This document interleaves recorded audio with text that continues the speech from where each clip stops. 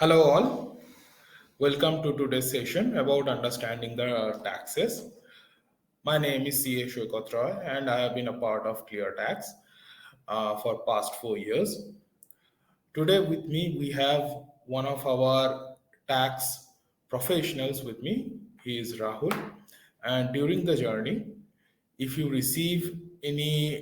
have any question regarding any matter relating to taxes, you are free to drop some questions in the chat box, wherein we will be answering those questions. And after the session is over, we are also going to do a live question and answer session in which we will try to answer your question as best as we can. Now, first, try to understand, or rather, let's look at the topics that we will be looking at today.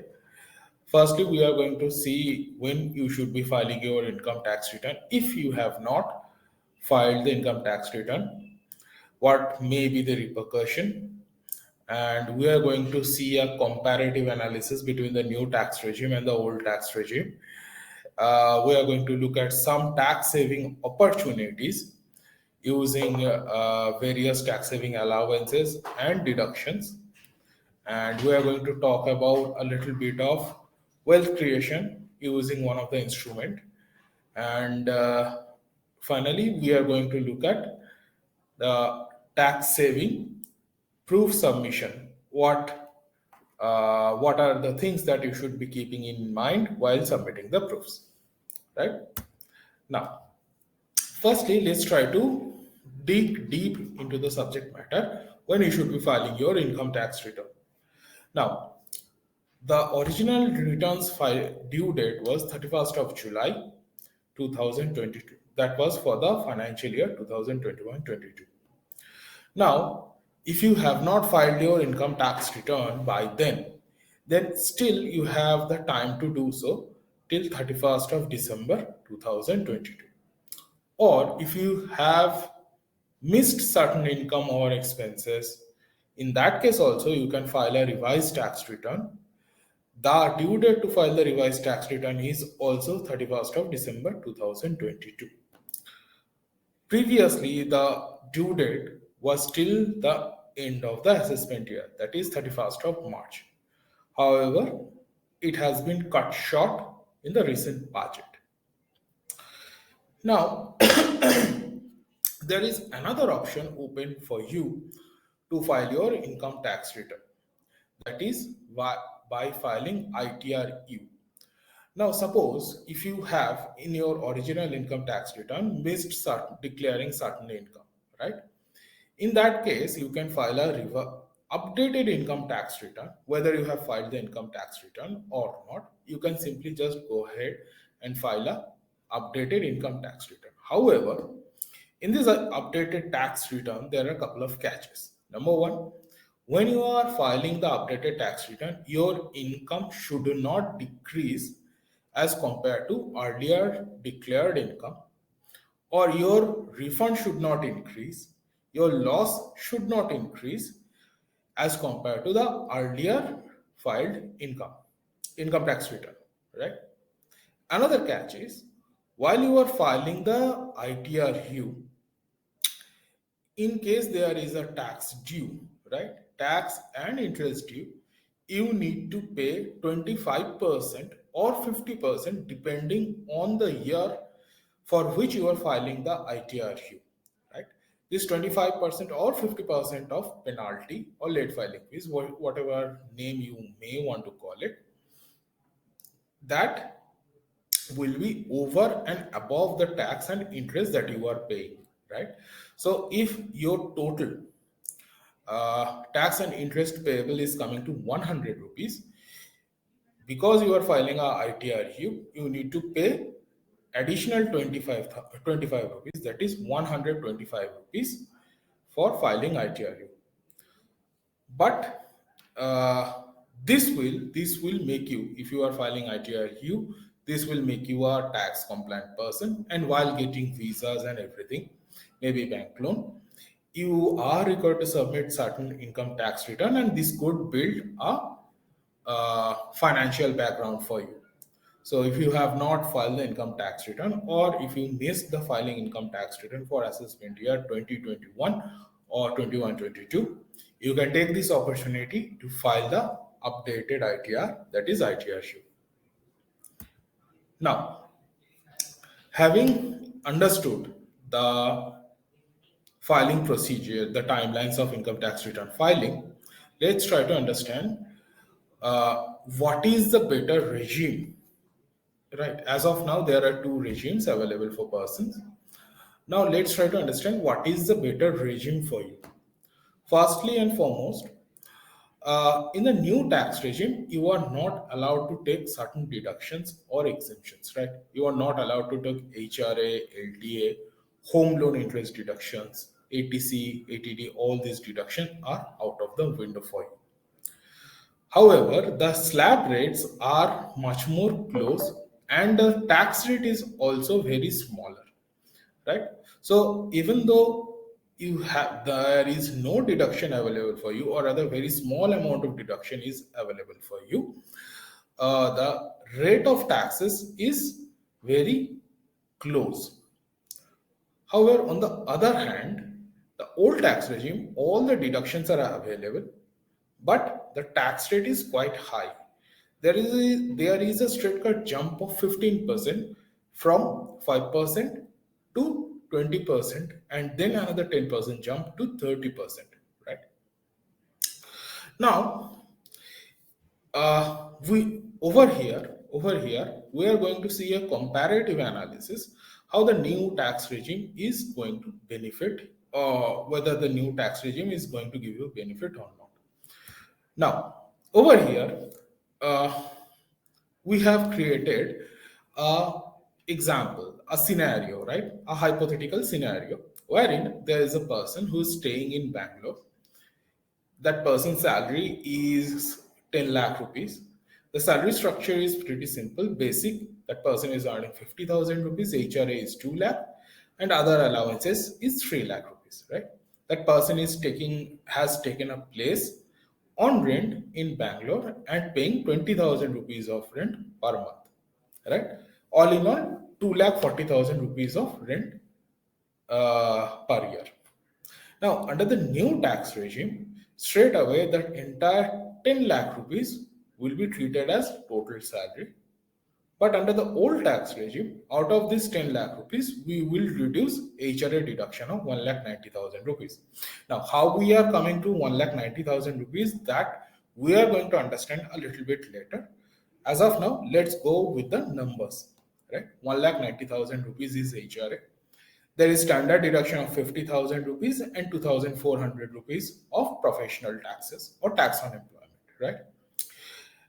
Everything considered, that person's salary is coming to 7,57,000 rupees, right? Under the old tax regime. In the new tax regime, it is still 10 lakh rupees. Now, that person has let's assume, invested in insurance policies, ELSS, SSY, Sukanya Samriddhi Yojana, and EPF, Provident Fund, Employer Provident Fund, right? Furthermore, that person has also invested in medical insurance. And all in all, his total taxable salary is coming to 6 lakh 90,000 rupees. Whereas, since there is no deduction available under the new tax regime, the taxable salary is coming to 10 lakh rupees, right? So there is a clear cut gap of around 4 lakh rupees under the new tax regime and the old tax regime, right? Now, let's try to understand how the tax is computed under both these regimes, right? Under the new tax regime, up to 2,50,000 rupees, there is no tax, or rather, the tax rate is 0%, same as the old tax regime, right? From 2,50,000 to 5 lakh rupees, the tax rate is 5%. From 5 lakh to 7 lakh 50,000, the tax rate is 10%, and 7 lakh 50 to 10 lakh rupees, the tax rate is 15%. All in all, he will be the tax liability for these three slabs would be 12,500 rupees, 25,000 rupees, and 37,500 rupees respectively. Right? All combined, his total tax will be 75,000 rupees. On top of that, we are going to add 4% of cess, health and education cess, and that will give us a total tax liability of 78,000 rupees. Whereas under the under the old tax regime, the up to 2,50,000 rupees, there is no tax. The tax rate is zero. From there to 5 lakh rupees, the tax rate is 5%, which will give me a tax payable of 12,500 rupees. Now, there is only 1,19,000 rupees increase beyond 5 lakh rupees. This 1,19,000 rupees will be taxed at the rate of 20%, which will give me around 23,000 rupees of 22,000 rupees of taxes, which will give me around 36,000 rupees of taxes. All in all, including the cess and everything, my tax liability will be around 37,000 rupees. Right? So there is a straight cut saving of 40,000 rupees, around 40,000 rupees, if you are going with the old tax regime, provided you have the salary structure and all this deduction is availed by you. You have made investment in term insurance, ELSS, SSY, etc., etc. The instruments maybe are different, but if you have a higher amount invested in tax saving instruments, then the old tax regime might be beneficial for you. Right? Now, over here, we are going to see what are the tax saving expenses. Right? Now, as of now, there are multiple tax saving expenses. Today, we are going to talk about two. First of all, house rent allowance.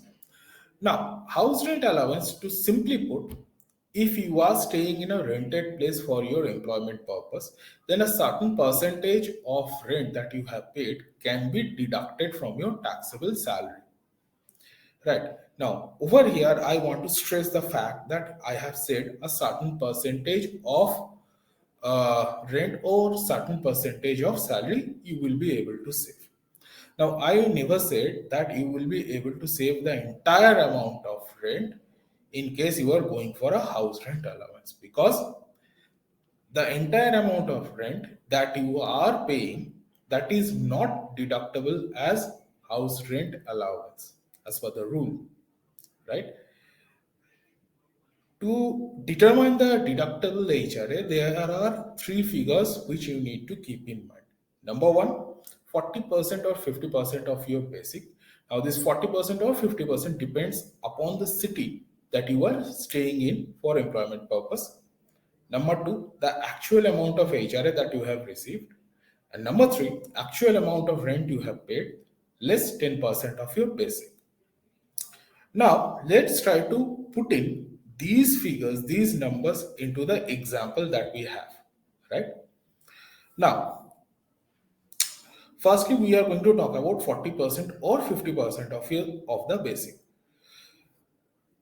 There are, if you are staying in one of the four metro cities, in that case, we will see for what will be your 50% of the basic. These four metro cities are Mumbai, Delhi, Kolkata, and Chennai. If you are staying in these four cities, in that case, we will see what is the 50% of your basic. Otherwise, we will stick to 40%. Now, people might ask, what if I am staying in Bangalore? What if I'm staying in Pune? What if I'm staying in Gurgaon or Noida?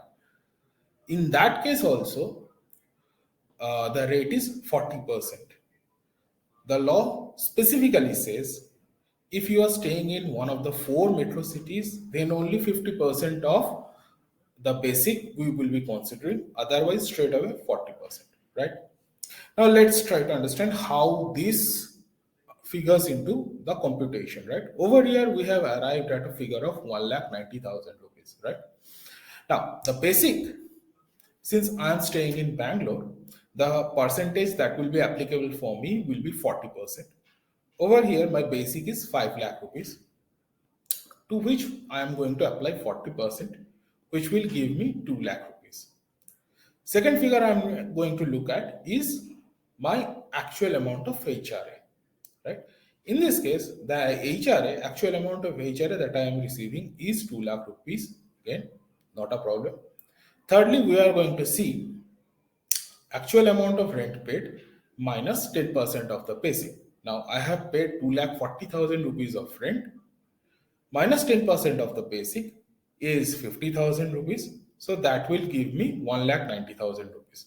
Now I have to compare these three figures. Number one, 40% of my basic 2 lakh rupees, actual amount of HRA again 2 lakh rupees, and rent paid minus 10% of the basic, that is 1 lakh 90,000 rupees. We are going to look at these three figures, and we will be able to see that 1,90,000 rupees is the least among these three figures. Therefore, 1,90,000 rupees will be my deductible as HRA. I hope this is very much clear to our viewers, because many of us are under the impression that actual amount, whatever rent that I have paid during the year, that amount is deductible as HRA, which is simply not the case. Now, second point is leave travel allowance. Excuse me. So, leave travel allowance is actually a allowance, a deduction given to you if you travel within a specific year, right? Now, there are a couple of conditions to avail leave travel allowance. Number one, this leave travel allowance can be claimed only two times in a block of 4 years, right? So the recent block has started in financial year 2000, or rather the calendar year 2022. This is something else, because all the other areas we usually talk about financial year, but for leave travel allowance, the block is based on a calendar year. So since the block is starting from 2022 onwards,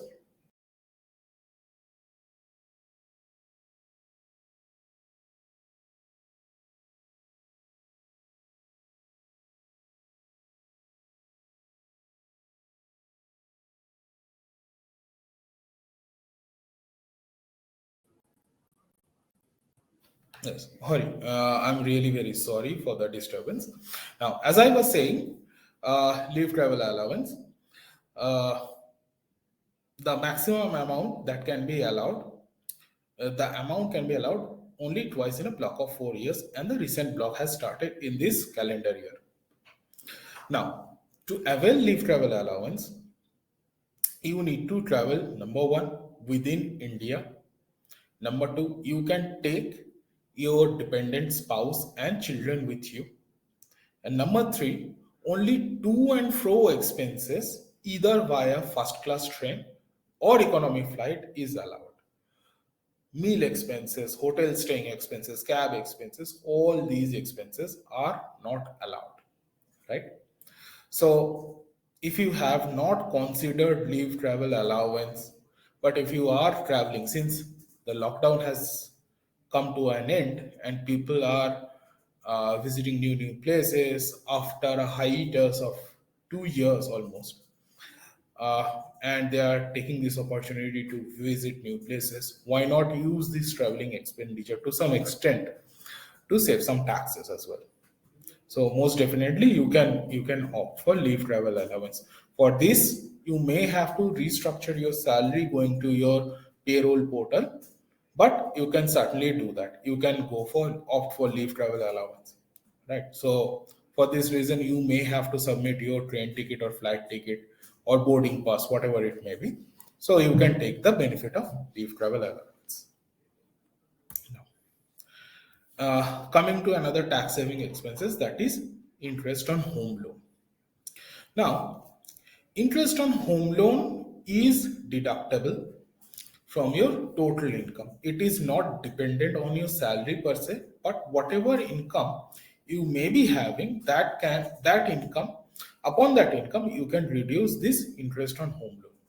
Firstly, the interest on home loan is considered to be a loss from house property, right? So if you have paid interest on home loan, firstly you need to show that you own a house property, and on that house property there is a loss that has happened. The loss is in nature of interest payment, and then that loss can be reduced. However, the maximum amount that can be claimed is 2 lakh rupees for self-occupied house property, right? Now, couple of points while you are trying to claim house property, interest on house property. Number one, this interest expenses is allowed as deduction from the year of possession, right? So let's say in the year 2022-23, you have purchased a house property, but the house property is going to be completed. The possession is going to be given to you in 25-26, right? So there is a straight up gap of 3 years. In these 3 years, let's assume you will be paying 1 lakh rupees of interest per year. Right? Again, this is a hypothetical situation. You will be paying the interest amount may be higher or lesser, but let's assume you will be paying 1 lakh rupees per year. So all in all, you will be paying 3 lakh rupees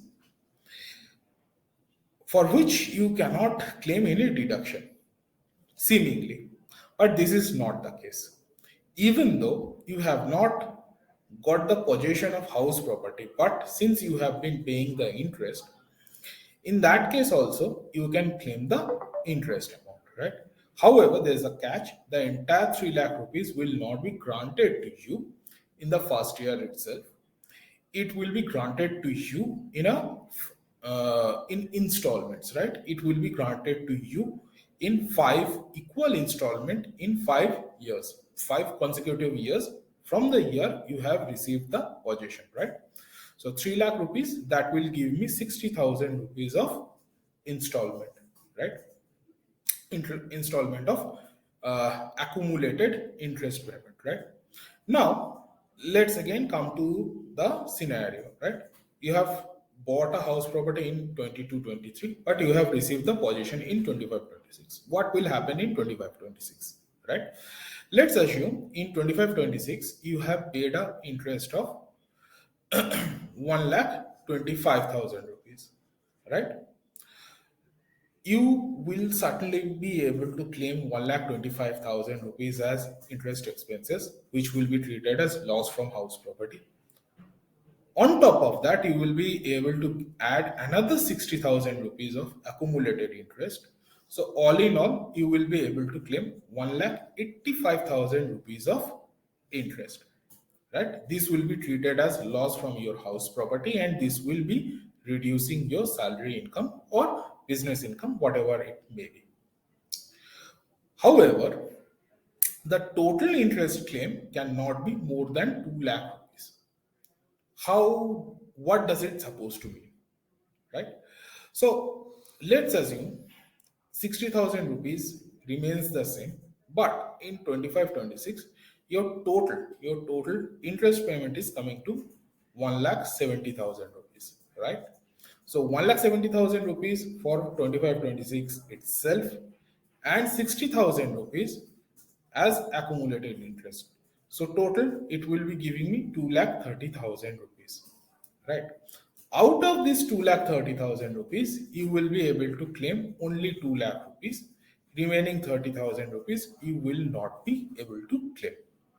I hope that is very much clear to you. Now, here are a couple of key points or crucial points I like to mention. Number one, if the house property is and jointly owned by, let's say, husband and wife, a couple, right? And the loan is also on a joint name,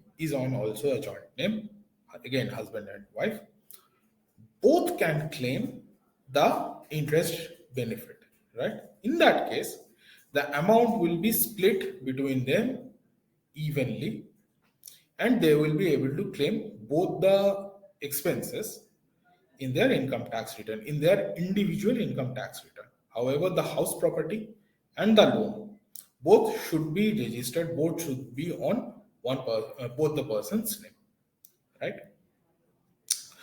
Second point is there are another condition wherein you can get a deduction that will be under section 80 EEA. Now, there are a couple of stringent condition so that you can claim deduction under section 80 EEA. Number one, the loan should be from bank. Number two, loan must be sanctioned between 1/4/2019 till 31st of March 2022. Number three, the stamp value of the property is no more than 45 lakhs, and the loan should be taken to purchase first house property, right? You need to be the first time home buyers. In that case, on top of 2 lakh rupees, you will be able to claim another 1,50,000 rupees under section 80 EEA. But these four conditions must be met by you before you claim deduction under 80 EEA, right? Now, what are the other tax saving instruments under 80C? Firstly, EPF, PPF, and VPF. These are the provident fund account. Now, EPF, every month your employee deducts certain sum from your salary and deposits the sum into a provident fund, which is opened in your name, right? Uh, Again, for this you need not submit any proof. All the proofs is already there. Second point is PPF, Public Provident Fund. Now, Public Provident Fund is a fund which is opened by you voluntarily, and you can deposit the money over here. The maximum amount of deduction that can be claimed is 1.5 lakh rupees, and PPF has a very unique status that any interest that is earned on it is exempted.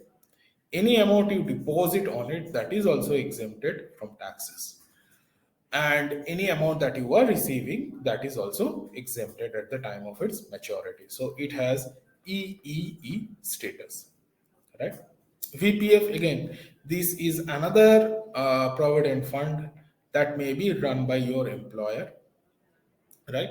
In that case, in this case, you can go ahead and voluntarily put some money in it, but there is a catch. Any amount that is put in VPF together with EPF and any other superannuation fund and NPS, now that amount is restricted to 7.5 lakh rupees. If the contribution is made in these three funds together, in these items together, is in excess of 7.5 lakh rupees, that amount will be taxed in the hands of the employee. Secondly, tuition fee of children. Now, if you have a children and they are attending school or college or universities, in that case, tuition fee for their admission and the education fee, actual education, that is deductible under 80C, right? The school or the university can be located in India, there is no problem. However, any amount of development fees or donation, etc., they are not considered to be deductible. Uh, Moving on to life insurance premium. Any policy you have taken from IRDI approved insurance brokers, that is insurance companies rather, that can be taken as deduction under 80C. Again, the limit is 1,50,000 rupees. Finally, principal on home loan. If again we have talked in length about interest on home loan. What will happen to the principal of that home loan? Now, the principal of that home loan is deductible under 80C. However, again, you can take the principal only if the construction of the house property is completed. And number two, if uh, the loan is taken from a banking institute. Uh, there are multiple other options to invest under 80C. For example, 80CCC pension plan. Again, pension plan is offered by many insurance companies. You can take up a plan and it can save you some taxes in the year of contribution. Finally, employer contribution to NPS, National Pension Scheme. Now, this is a pension scheme introduced by the government so that the every person in this country comes under the ambit of national pension, so that their retired life can be a little bit more easy. Now, in NPS, you can invest on your own under two section. You can take the benefit under two section. Number one, in general, you can take the deduction under 80ccd1. The amount again is limited to 1,50,000 rupees under 80c. However, if you are specifically investing in NPS, then you can save another 50,000 rupees, or rather, you can deduct another 50,000 rupees just because you have saved the money in NPS. Now, this 50,000 rupees will be over and beyond 80C limit of 1,50,000 rupees. Now, let's try to understand this scenario with an example, which we will be talking a little bit later. Secondly, ATCCD2, again, NPS contribution. However, this time it is made through the employer. Now, your employer can contribute in NPS on your behalf. However, maximum amount they can contribute is 10% of the salary. Now, 10% of salary in this case means your basic salary. Now, the same NPS account can be used for your own contribution as well. Moving on, let's try to understand with the entire investment with an example. Right? For this, we are going to assume you are taxed in the highest slab rate, that is 30%. Right? Let's assume your contribution to employer provident fund is coming to 28,800 rupees. Right? ELSS contribution, you are making a SIP, that is 8,000 rupees a month. Your insurance premium is coming to 30,000 rupees. All in all, your total contribution under ATC is coming to 1,54,800 rupees. Now, the limit for ATC is 1,50,000 rupees. So, even though you have made an investment of 1,54,800, you will be getting the benefit of 1,50,000 rupees only. And since you belong in an effective tax rate of 30%, right, your effective tax saving will be 46,800 rupees. Now, how you can save the tax outgo by further 15,000 rupees if you are investing in NPS? Now, let's assume you have made all this investment like this slide. PF contribution is 28,000 rupees, ELSS is 96,000 rupees, and LIC premium is 30,000 rupees, right? All in all, you have 1,54,800 rupees. On top of that, you also have invested in NPS amounting to 65,000 rupees, right? Now, all the deduction, 1,50,000 rupees, you will be getting under ATC. But just because you have made an investment in NPS, you will be getting a benefit for this contribution, for this 65,000 rupees under NPS, right? The maximum amount is 50,000 rupees. Now again, let's assume you belong in a highest tax slab rate of 30%, and if we compute it, your tax saving will be coming to 15,600 rupees. Now, over here, we have talked about we have seen the numbers, right? How much tax you will be able to save. Now, let's talk about an instrument that has a potential to save you the taxes as well as creating some wealth in the process. That is ELSS. Now, ELSS means equity linked savings scheme. Now, ELSS has a couple of very unique features among the usual ATC instrument. For example, the lock-in period for ELSS is 3 years as compared to the tax saving FD. The tax saving FD's lock-in period is 5 years. Furthermore, ELSS are generally dependent on the market. Therefore, if you are invested in ELSS for a period of, let's say, 5 to 7 years or more, then you can certainly get a very good return depending on the market it is performing, right? So ELSS has a potential to give you a good amount of return over a period of 5-10 years, right? Finally, you can invest in ANPS in SIP. Now, SIP has a very unique feature of compounding, right? So you can invest in smaller chunks every month regularly, and your investment will have a much better return. And finally, ELSS is a fully online process. You can sit in the convenience of your room and you can invest in ELSS. So if you have not made any investment, you can certainly look for ELSS investment to save the taxes. Excuse me. Now, what are the options for you if you want to explore beyond ATC, right? First and foremost, the health insurance premium, which is deductible under Section 80D. Now, maximum amount of deduction that can be claimed for self, spouse, or dependent children is 25,000 rupees.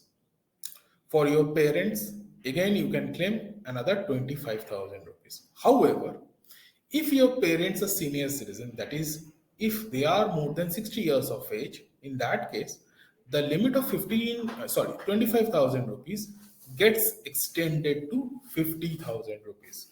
Now, over here, a question may arise: what if one of my parent is over 60, another is less than 60? What will happen to it? In that case, since one of the parent is over 60, both will be coming under uh, senior citizen, and you can claim a total of 50,000 rupees for medical insurance for your parents, right? Also, in case your parents are senior citizen and they are not covered under any medical insurance, in that case you can take medical expenses as well, right? Again, the amount will be limited to 50,000 rupees. Now, over here, there might be a confusion that I have not taken any medical insurance policy for my parents.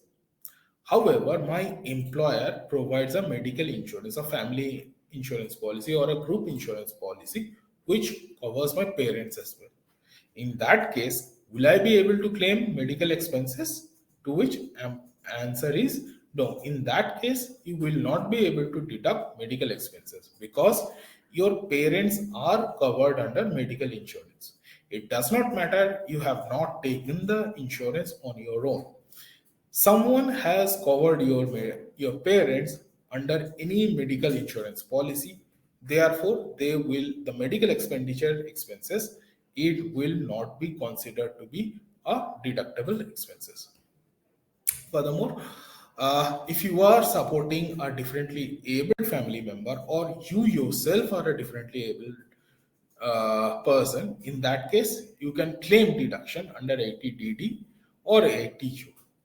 Further, if any dependent on you are suffering from severe diseases like cancer or AIDS or any motor neuron diseases, Section 80 DDB benefit is also present. Now, we are almost at the end of our session. Over here, we are going to talk about what are the things to keep in mind while tax saving proof submission, right? Now, tax saving proofs. We are coming to the month of December and January, and usually most of the employers in India open up investment declaration proof submission. Now, at the beginning of the year, in the month of April, we usually declare these are the amounts we are going to invest, this is the amount I am going to pay as rent, etc., etc. And based on that declaration, our employer deduct their taxes, right? They compute our taxable income and they deduct their taxes and give us the salary. Now, this is the time wherein we need to submit the proof. We need to show our employer that yes, we have made this investment and we are legally supposed to get these deductions, right? To which the employer usually takes the deduction proofs. Therefore, First thing you need to keep in mind, number one, what is the window, right? What is the window your employer has opened up for the proof submission, right? Every employer has a different time frame within which they collect the proofs. Try to not miss that window, right? So that thing you must be very careful about opening and closing of proof submission window. Second thing is, what what if I am not able to submit the proof? What will happen? Now, in this case, if you are unable to submit any proof, your employer may ignore whatever the declaration you have made at the beginning of the year. They may consider that as if you have not submitted or declared any of the tax saving instrument, right? They will consider that you have not done any tax saving investment, you have not paid a single rupee of rent, right? And on the basis of that, they will recalculate your taxable income, they will recalculate your taxable salary and the tax thereon, and they will start deducting the taxes based on their revised computation. Now, it is redundant to tell that if you are going for the old tax regime, not considering the investment is going to be a very big deal, because your taxable income will shot up massively, right? And if your taxable income shots up massively, the tax computation computed thereon gets shot up massively as well. And during the year, your employer, since they have earlier considered all the deductions and everything, they have computed tax at a lesser rate, and they have deducted lesser amount of taxes. But since in their revised computation the tax liability is much higher, they will start deducting the taxes at a much higher rate, and you will end up getting lesser amount of salary. However, there's a good thing that at the time of filing your income tax return, you can, if you are filing on your own or if you are taking help of a CA, you can show the proof to the CA, right, that I have made this investment, I have paid this amount of rent, and the actual amount of HRA and everything, the deduction, they will be considered, they will be incorporated in the income tax return, and actual amount of tax will be computed, and additional tax that has been deducted, that will be refunded back to you. However, at the year end or during last 3 4 months, 2 3 months, whatever it may be, your employer will be deducting a huge amount of taxes. So what the point I'm trying to drive home is, whenever your employer open up the window for declaring the proofs, submitting the proofs, try not to miss this window of opportunity, because at the end of the day, you will lose out on having the money in your pocket. It will be there in income tax's hand, and you will only get this money only if you file the income tax return and the income tax return is processed. Therefore, please try not to miss this window within which you need to submit the proofs. Now, we are at the end of our session, and today I am going to end the session with a very important note. The note being that every year people generally switch their jobs, right? Now, whenever they are switching their jobs, obviously they are going for a higher amount of salary, right? And if one person is earning a higher amount of salary, then most definitely the tax they need to pay is much more high, right? However, there are cases where whenever you have joined a new employment, the employer does not know about the previous employment. They do not know about the previous employment. They do not know about the income that you have earned or tax that has been deducted. They consider this to be your first employment, and based on that, they deduct your salary, giving you the basic exemption limit, the ATC, and whatnot. Right now, if this situation happens, then you would end up with two Form 16s, right? And very less amount of tax that has been deducted. Now, what it will lead to is at the time of filing your income tax return, all the income from two employments or three employments for the matter, they will be clubbed together. The basic exemption limit will be given to you once. The ATC deduction will be given to you once. The standard deduction will be given to you once. And based on that, your tax will be computed. And God forbid if you falling within the surcharge limit. If surcharge is applicable for you, again another 10% or 15% may be applicable for you. Whatever.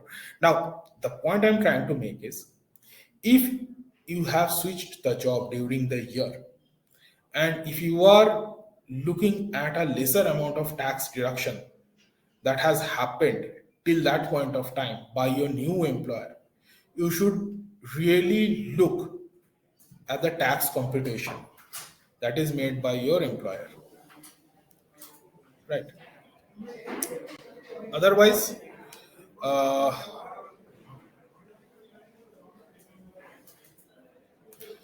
you should really look at the tax computation. You should really look at the tax computation that is done by your present employer, because there is a chance they do not know about the previous employment, the taxes and everything, and they are deducting lesser amount of tax. If you are suspicious of it, go through your payslip once, twice, go to talk to your payroll team and share the previous employment's earnings and taxes. Why I'm telling you this? Because we have seen many a times people who have switched the jobs, tried to file their income tax return, and they have suffered hugely on financial terms. Right, they needed to pay additional amount of taxes, and because of short deduction of taxes or short payment of taxes, they needed to pay a certain amount of interest as well.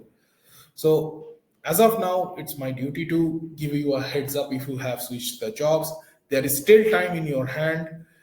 If you feel that the tax has not been deducted as up to the mark, look at your tax computation, talk to your HR team or payroll team, whosoever is in charge of this, and get it rectified as early as possible, because we don't want to be surprised at the time of filing the income tax return. Now, with that note, we have reached the end of our session. Now we are going to take a look at the question that you may have, and let's see.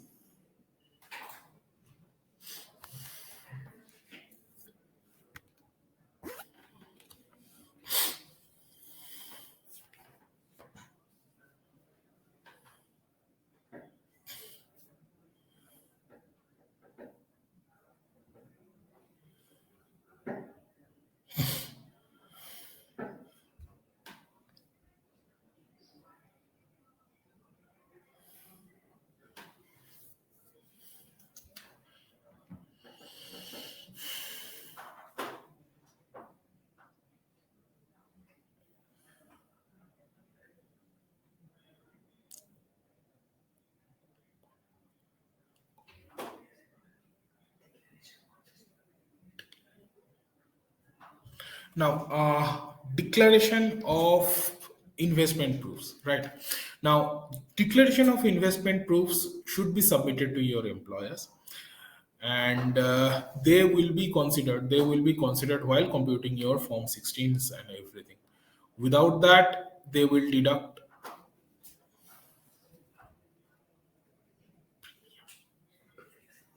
Okay. Right. Also, the previous employment, I would like to clarify the fact that the previous employments, if you have submitted proofs to your previous employment, in that case also you need to submit the same proofs, right? because, and you need to share, if you, it is best if you have downloaded the tax computation from your previous employer, and you can upload the same to your current employer as well, because that will make the tax computation really easy, right? Otherwise, uh, otherwise you just tell them that this is the amount I have earned, or rather you can show them the pay slips, and based on that they will be able to figure out what is the amount of tax they need to deduct, what will be the tax amount, the taxable income that they have earned. So it's and again, this process depends, varies drastically between the organization. So it's better you talk to your payroll team. But if you are under the suspicion that your tax is being deducted at a lesser rate, then only reach your employer, sorry, your payroll team, and sort this thing out.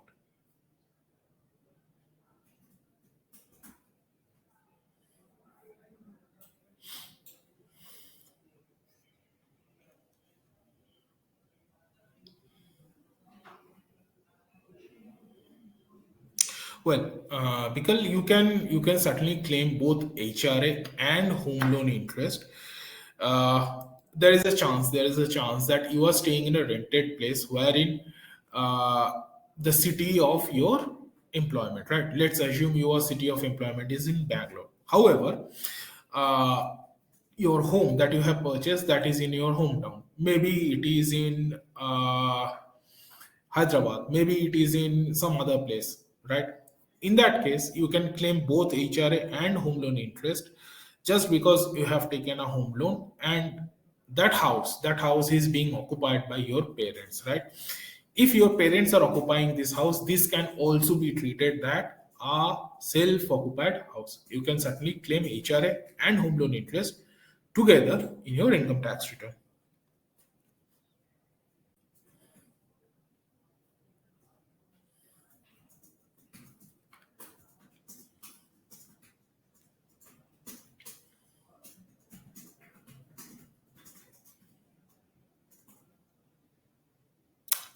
No, uh, the home loan must be originally disbursed between 19 to 22.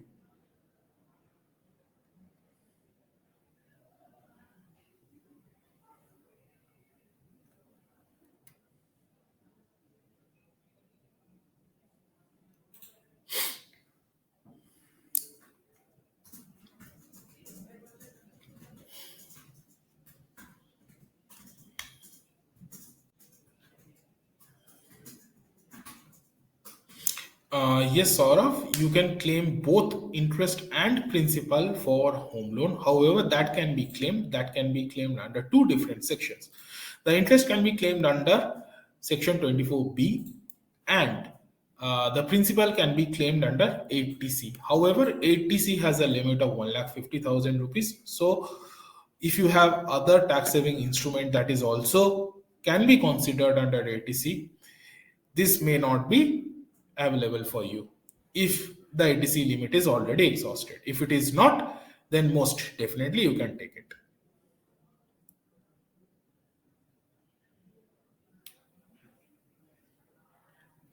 Well, above 15 lakh rupees, the old tax regime slab rate is 30%.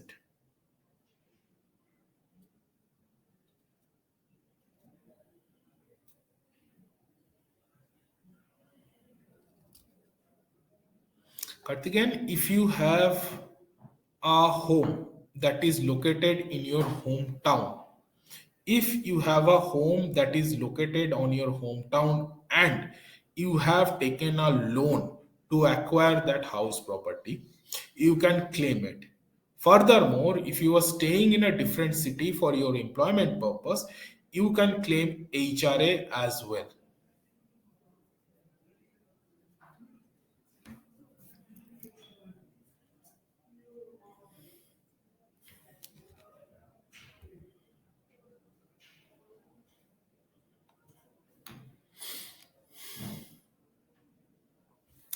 Right. So we are really at end of our session. We have reached the end. Thank you so much for joining with us. And I really do hope that you have taken some understanding of the tax matters so that you can take a bit better decision regarding financial matters.